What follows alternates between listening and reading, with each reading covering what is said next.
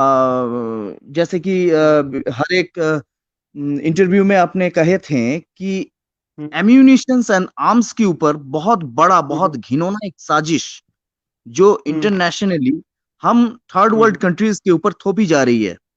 जरा हम्म, पहले हम लोग इस मुद्दे पे बात करते हैं।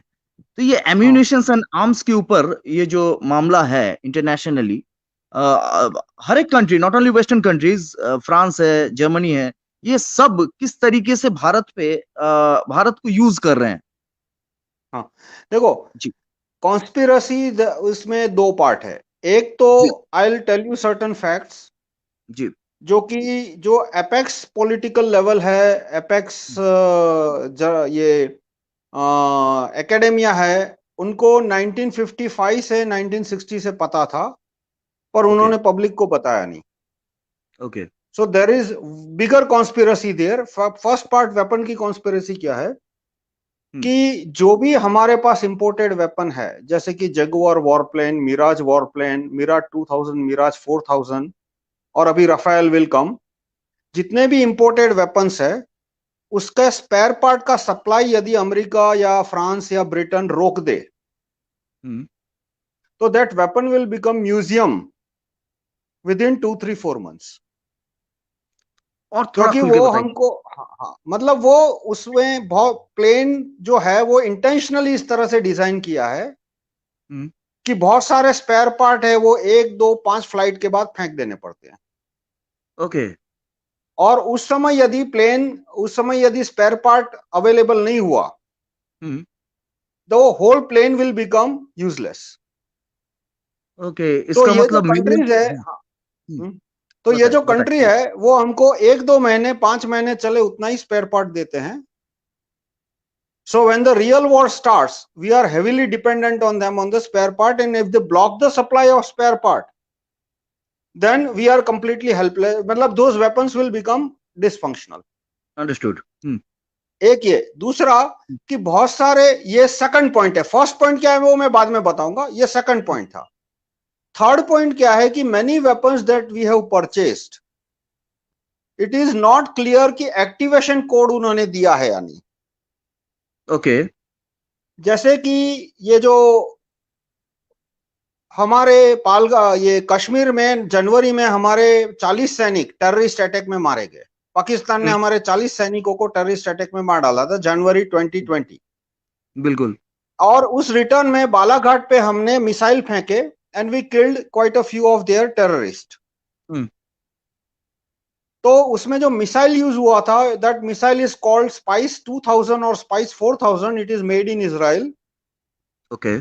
So it is not clear whether activation we have purchased say 10 20 50 such missiles. Hmm. So it's not clear whether Israel has given us all the activation code or not. Sometimes activation code is given at the last minute. So if the okay. activation code is not given, that weapon is useless. और okay. तो that is our dependence on West for activation of that weapon.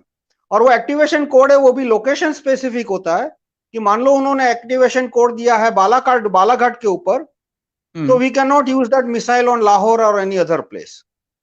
Okay, माने So totally control उन लोगों के हाथों में ही रहता है। हाँ, हाँ, हाँ, काफी हद तक, if not hmm. Complete, 9 more than 90%, 95%। Hmm. और जो फर्स्ट पॉइंट है, that hmm. Is something that no one will admit, but if you hmm. Ask any retired military professional, he won't deny whether these weapons have kill switch or not. Kill या switch मतलब बिल्कुल। कि यदि France का president है वो button दबाता है, हम्म। तो whether Mirage will even take off और नॉट। तो if these weapons have kill switch, then that means that without support of the exporting country, जिस कंट्री ने हमको वेपन दिया है, उसने किसी भी दिन उसने प्लग खींच लिया, तो वेपन है वो यूजलेस हो जाएगा। अब इसका मतलब अमेरिका हमको, बिलियन, हाँ, अमेरिका हमको क्या बिलियन बोल के ट्रिलियन से डराता हम है। लोग जो खरीद रहे हैं, मिलियन बिलियन हाँ, ट्रिलियन से हम लोग जो खरीद रहे हैं, जस्ट लाइक हाँ, कचड़े का डब्बा ही बन जाएगा 2 3 फ्लाई के बाद, या उन लोग अगर चाहे तो। हाँ, वो लोग यदि चाहे तो कचरे का डिब्बा बन जाएगा, नहीं चाहेंगे तो चलता रहेगा। बिल्कुल। But we are at their mercy even after buying that mercy. And why that mercy becomes double, triple, 10 times? कि वो हमको धमकी क्या देते हैं कि हमारा कहा मानो, वरना प्लेन तो तुम्हारा डिसेबल कर देंगे, पाकिस्तान को हम 10 15 20 50 F-16 दे देंगे। So now if our Mirage is are disabled और फ्रांस को ये पास यदि 10 15 F-16 है, अरे पाकिस्तान के पास यदि 10 15 F-16 और वो भी fully activated, then Pakistan can do lot of damage and they proved it in Kargil. Kargil war क्यों हुआ, मेरा एक वीडियो है, आप वीडियो अपने दर्शकों को वीडियो का लिंक दे देना बाद में। श्योर श्योर श्योर, जिसमें मैंने आप प्लीज ये बताइए 5-6 साल पुराना वीडियो है जी, मेरे जिसमें पास मैंने है और लिखा मैं है कि हाँ इस वीडियो के यूएसए आधार वन, से आपका इंटरव्यू लिया था राइट, जी। कि USA won Kargil war, India lost Kargil war, Pakistan was neither, मतलब पाकिस्तान को तो मैं गिनता ही नहीं हूं, it was just a puppet of USA in Kargil war. Kargil war was war between India and America बिल्कुल। Won the war. और और राहुल भाई अमेरिका बीच में ने थोड़ा वो सा वॉर बता रहा क्यों हूँ, हुआ, हाँ ये भी बता दूं वॉर क्यों हुआ, because Vajpayee was not allowed, Vajpayee ji, I have very respect for him, मतलब in general I don't have much respect but on 2 points I greatly admire him. एक तो आई नो उन्होंने इट, पोखरण 2 किया, I sincerely admire him, as such there are many minus points, पर ये एक इतना अच्छा काम उन्होंने किया कि I too completely admire him. और उन्होंने एफडीआई को भारत में 1998 तक नहीं आने दिया, इंश्योरेंस में एफडीआई नहीं आने दिया, मीडिया में एफडीआई नहीं आने। Hello hello hello, any signal problem I think, दिया उन्होंने ईवीएम को नहीं। राहुल जी शायद आपका सिग्नल का कुछ प्रॉब्लम हो रहा, इशू हो रहा है, आप थोड़ा सा चेक कर लीजिए काइंडली।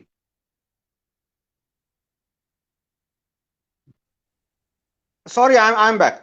तो अमेरिका ने पाकिस्तान को बहुत सारे वेपन्स दिए और उसने बोला कि कारगिल में घुस जाओ, और देखो अमेरिका का पावर कितना है इंडिया के ऊपर। They manage shut down our satellite surveillance over Kargil, so deep is their penetration inside India कि they manage to shut down our satellite supervision, और उसकी वजह से पाकिस्तान इतना घुस गया हमको पता नहीं चला। और finally when we agreed to all the US conditions, only after that America ने फ्रांस को बोला कि भाई give laser guided bomb to India, और हमको लेसर गाइडेड बॉम्ब मिले। Only after that we could defeat Pakistan. And तो एक इतना डिपेंडेंस है। और एक इशू राहुल जी, और एक इशू था ना जो फ्री स्पेस की बात हो रही थी, फ्री स्पेस के भी डिमांड किया था ना। हाँ वो मुझे इतना क्लियर नहीं है, so right now I will not talk about it. पर ओके एक ओके जो ओके, हमारा एरिया था जिसको .5353 बोलते हैं या 5533, that is still under Pakistan possession, क्योंकि France did not authorise use of laser guided bomb on that area. जो लेसर गाइडेड बॉम्ब हमने फ्रांस से खरीदे थे कारगिल वॉर के टाइम पे, उसमें फ्रांस ऑथोराइज करे कि तुम यहां पे यूज करते, तो only after that we could use laser guided bomb at that point. Okay okay, so it was that our dependence was so specific कि फ्रांस बोलेगा कि तुम ये 200 मीटर के एरिया में बम फेंकोगे, तो हम उसी एरिया में बम फेंक पाते थे। बिल्कुल बिल्कुल बिल्कुल। So these three are the points that we are dependent on West for spare part of imported weapons, which is point number 2. Point number 3, we are dependent on them for activation code. Point number 1, possibility of kill switch in the weapons we have purchases. और fourth क्या है, there is something called end use monitoring and end use monitoring agreement. ये Google पे मिल जाएगा, ये public information है, फिर भी कोई बताता नहीं है, बोलता नहीं है उसके बारे में। मतलब कि जो वेपन हमको दिए हैं, they have been given only for defence purpose, and before we use them we have to justify to them that it is defence and not offence. तो जब हमने ये बालाघाट पे बम फेंका था, स्पाइस 2000, स्पाइस 4000 वगैरह, तो first we have to obtain their authorisation that we are doing it for defence and not doing it for offence. तो एक ये जो डिपेंडेंस है वो इस तरह से है कि वेस्ट हमको धमकाता है कि हम तुम्हारा वेपन का डिसेबल कर देंगे और पाकिस्तान को 4 गुने वेपन्स देंगे.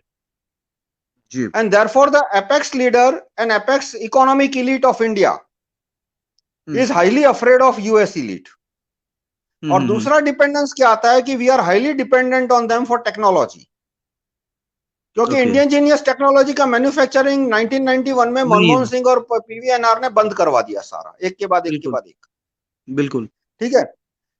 तो अभी जैसे कि कोई भी कंपनी ले लो तुम, जैसे कि टाटा स्काई है, तो उसका जो ये पूरा टेक्नोलॉजी है वो ब्रिटेन रॉथस्चाइल्ड की एक स्काई कंपनी है. अच्छा. उसने दिया है. अच्छा. और इसी तरह से तुम कोई रिफाइनरी देख लो इंडिया की, the biggest private sector refinery ji.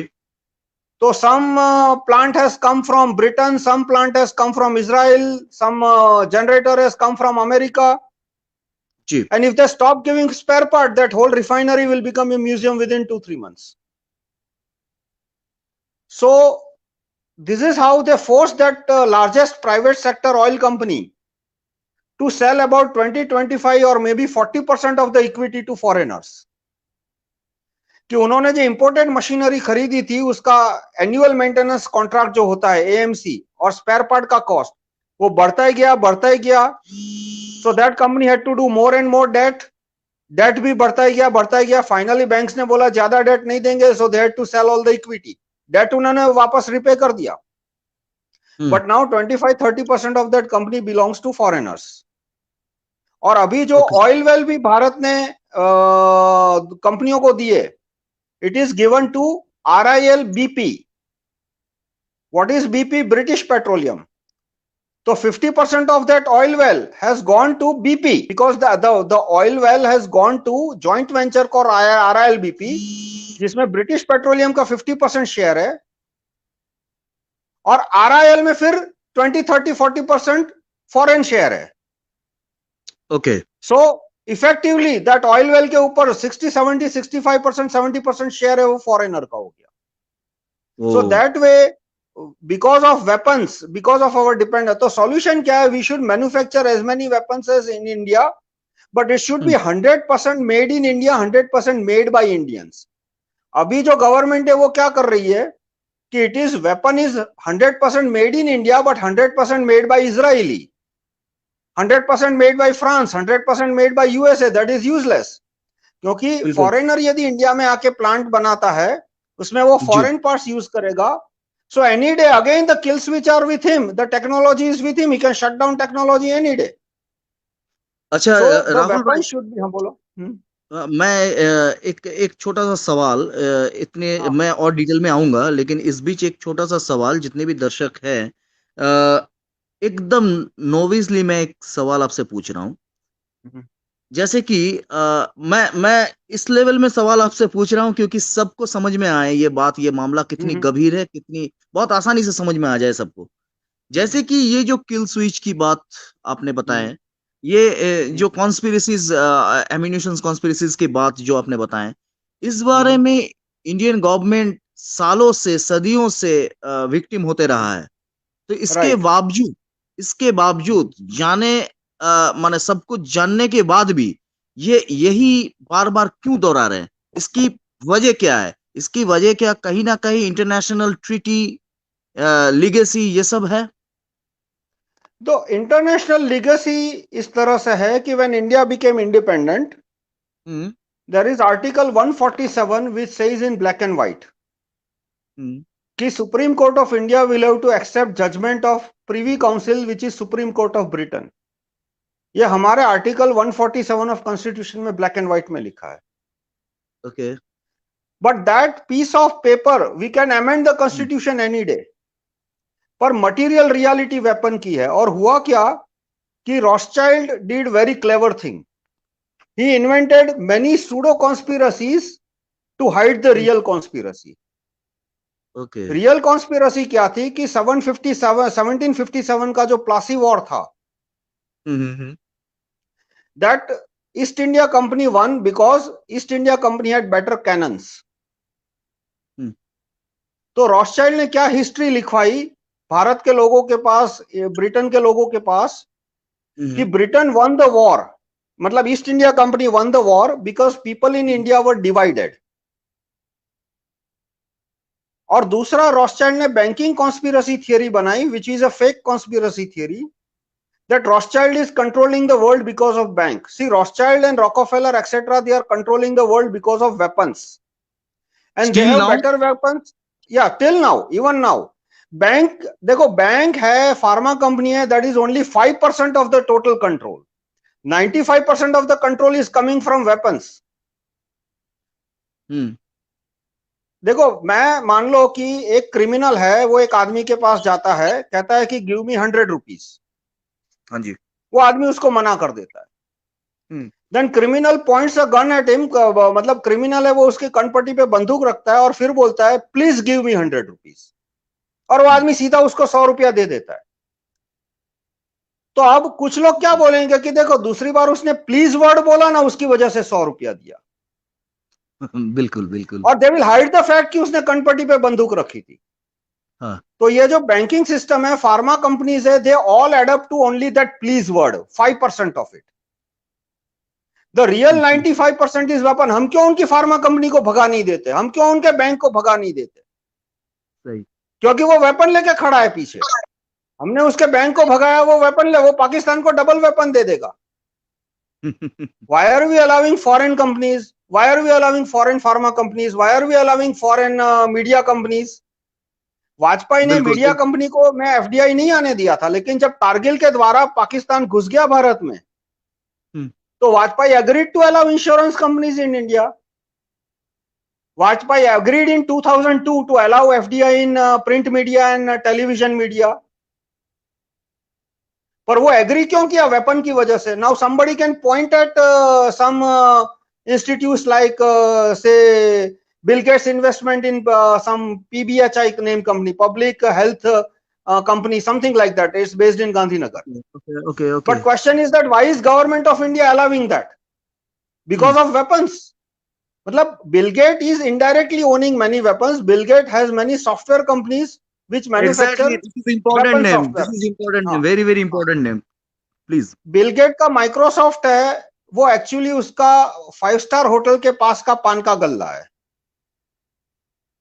His real investment and real business is software for weapon manufacturing companies,